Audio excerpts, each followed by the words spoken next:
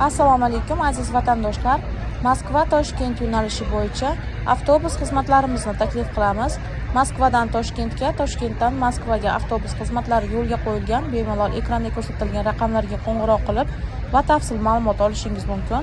Rossiyskiy raqamimiz +7 909 942 25 25.